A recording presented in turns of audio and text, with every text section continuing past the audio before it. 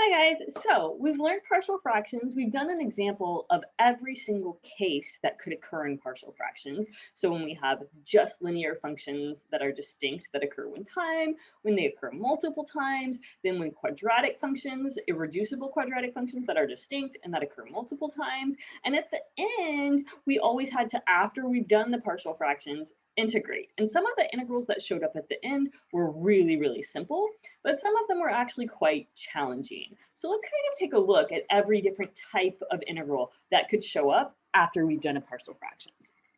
So the first thing that we have is the simple a over ax squared plus b.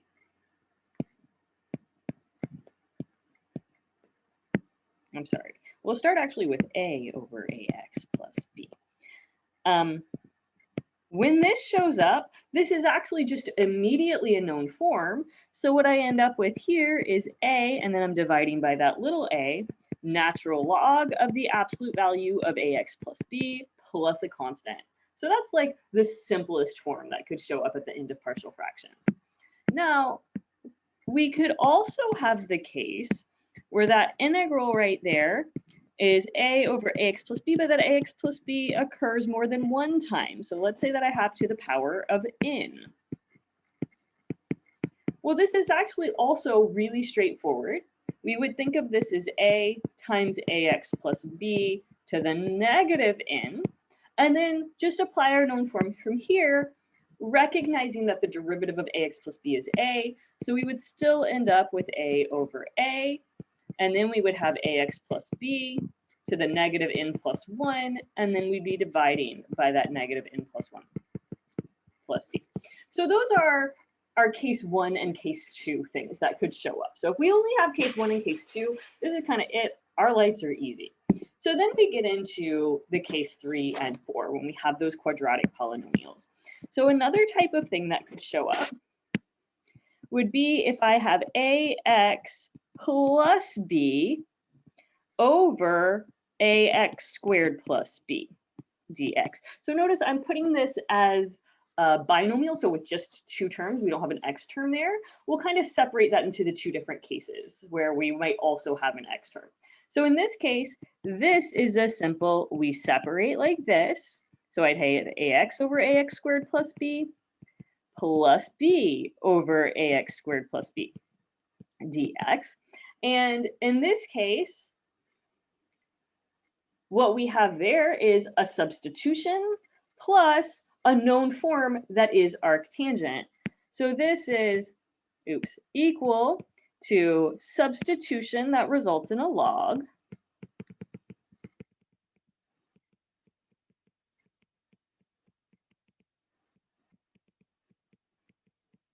and then plus arctangent of whatever. So in this case, it would be arctangent of root a over b over root b, 1 over root b, but it gets kind of weird for us to write it like that. And I think you guys are comfortable with that known form by that now. So when that happens, we just separate and then have immediately the substitution, then the arctangent. Now, while we're at it, let's look at what my favorite kind of integral is. If we had an x term, so if we had a trinomial on the bottom, so ax plus b over ax squared plus bx plus c, where this is irreducible. If it's not irreducible, I remind you guys, this method still works. We just have a different result at the end. So we're going to say if this is irreducible, and here, what we would do, we force a substitution. So this is that thing where we let u equal ax squared plus bx plus c, then force the substitution. So we force the substitution using techniques that are similar to special division.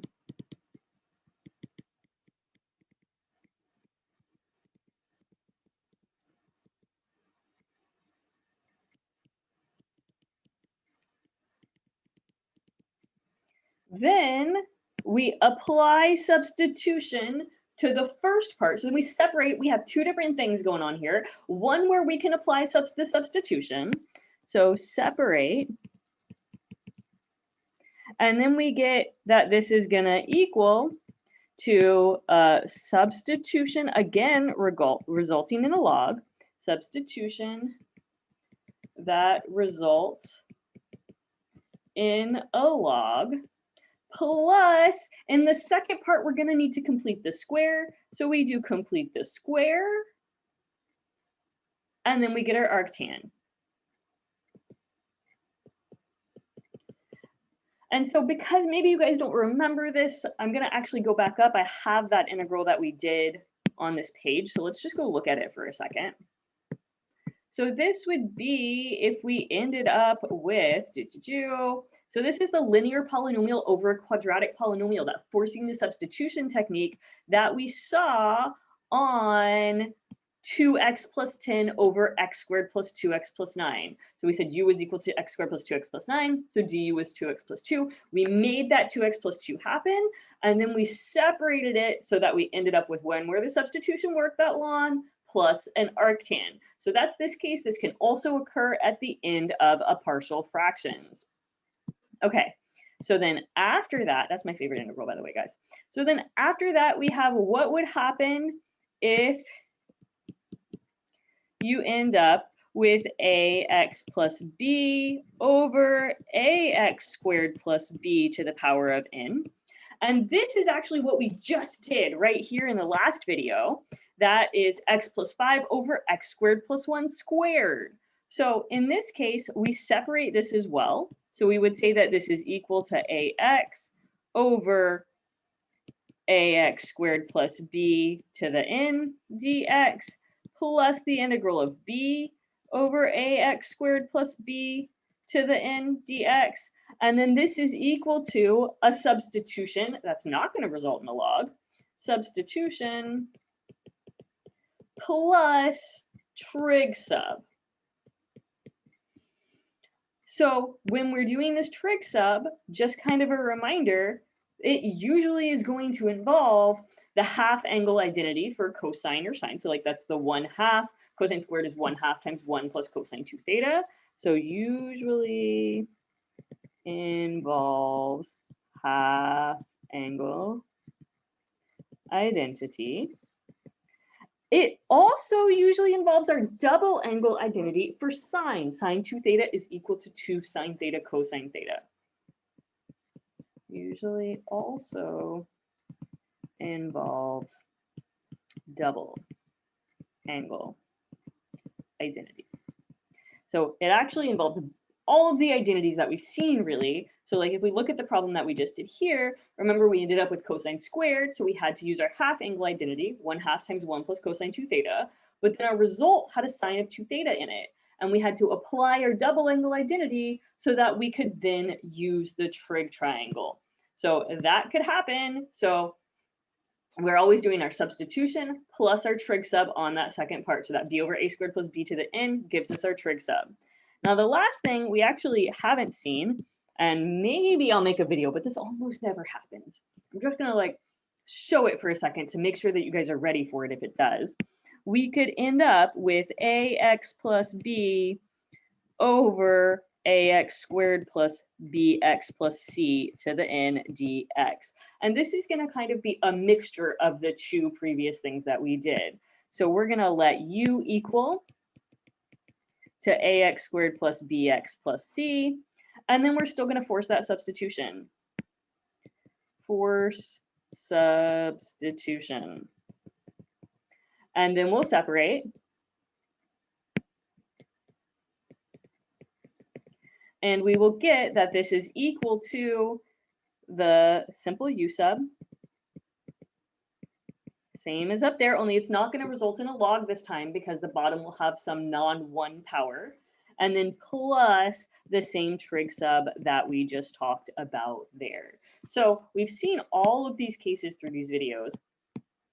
Every single one of these has shown up except this last one. And just it really very rarely shows up. Largely because in this trig sub, actually, we also have to complete the square, my bad. So complete the square, then the trig sub, largely because it turns into just a crazy, crazy long problem. Anyway, okay, so these are the forms that could show up at the after we have done partial fractions so that we can integrate still once we have done that. All right, guys, that's all. Bye.